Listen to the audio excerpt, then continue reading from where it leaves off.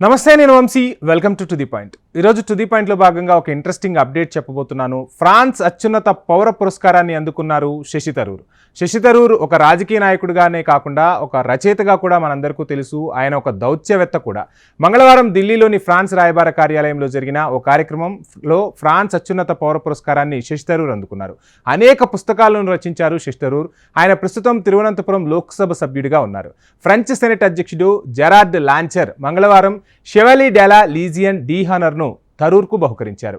వాస్తవానికి August 2022లో France ప్రభుత్వం శశి థరూర్కు ఈ పుస్తకాన్ని ప్రకటించింది. అయితే మంగళవారం ప్రదానం చేసింది.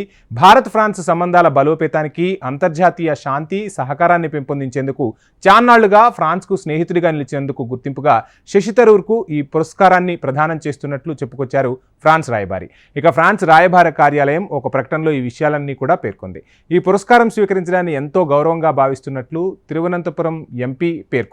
సో మొత్తంగా భారత వ్యక్తి శశి థరూర్కు ఫ్రాన్స్ అత్యున్నత పురస్కారం దక్కటం రాజకీయాలకు అతీతంగా మిగతా వారందరూ కూడా హర్షం వ్యక్తం చేస్తున్నారు. ఈ మధ్య భారత్ ఫ్రాన్స్ సంబంధాలను కూడా మనం చూసాం. సో మనకు సంబంధించి రిపబ్లిక్ డే వేడుకల్లో కూడా ఫ్రాన్స్ అధ్యక్షుడు ఇక్కడికి వచ్చి పాల్గొనటం, ఆ తర్వాత కొన్ని కీలకమైన ఒప్పందాలు కూడా జరిగాయి. ఫ్రాన్స్ దేశానికి భారతదేశ విద్యార్థులను కూడా ఆయన ఆహ్వానించారు. అక్కడ విద్యను అభ్యసించేందుకు ఎక్కువ వీసాలను కూడా మంజూరు చేస్తామని చెప్పారు.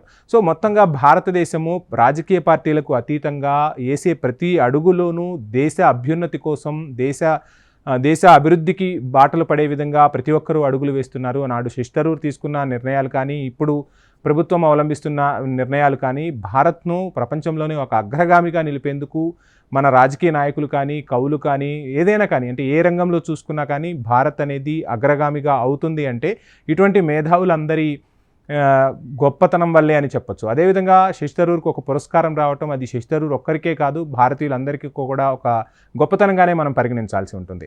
సో ఏది ఏమైనా రానున్న రోజుల్లో భారత్ ఫ్రాన్స్ సంబంధాలు ఇంకా బలపడాలి. మన దేశం నుంచి కొన్ని యుద్ధ విమానాలను కూడా వాళ్ళు కొంటూ ఉన్నారు. ఆయుధ సంపత్తి కూడా ఇప్పుడు భారత్ నుంచి దిగుమతి చేసుకునే మనం స్థాయికి అక్కడికి వెళ్తూ ఉన్నాం. అంటే భారత్ ఎగుమతి చేస్తూ ఉంది. ఫ్రాన్స్కు సంబంధించిన కొన్ని రక్షణ ఆయుధాలను కూడా ఎగుమతి చేస్తూ ఉంది. సో వీటన్నింటికి సంబంధించి కూడా కొన్ని కీలకమైన ఒప్పందాలు మన రిపబ్లిక్ డే వేడుకగా జరిగాయి. ఆ తర్వాత ఇది ఒక శుభపరిణామంగా చెప్తున్నారు అంతర్జాతీయ విశ్లేషకులు. సో ఏది ఏమైనా భారత్ అనేది ప్రపంచంలో ఒక అగ్రగామిగా మారుతుంది అనడంలో ఎటువంటి సందేహం లేదు. ఇటువంటి పురస్కారాలు భారత ఖ్యాతిని, భారతదేశ ప్రజల ఖ్యాతిని దిగ్గుణీకృతం చేస్తాయనటంలో ఎటువంటి అతిశయోక్తి లేదని చెప్పాలి. ఇది ఇవాల్టి to the point. Please subscribe HM TV.